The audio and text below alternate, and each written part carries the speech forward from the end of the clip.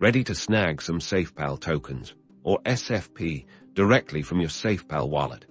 Let's dive into a super easy tutorial so you can buy SFP in just a few taps.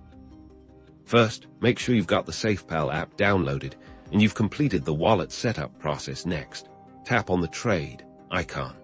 Usually found at the bottom menu of the screen, this section is your gateway to buying and selling crypto directly within Safepal.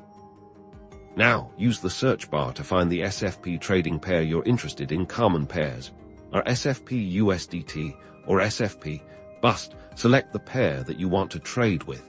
That has the other cryptocurrency you want to exchange for SFP.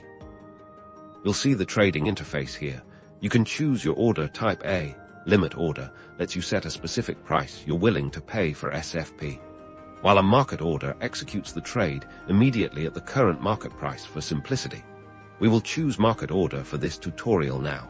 Simply enter the amount of USDT that you want to spend on purchasing SFP.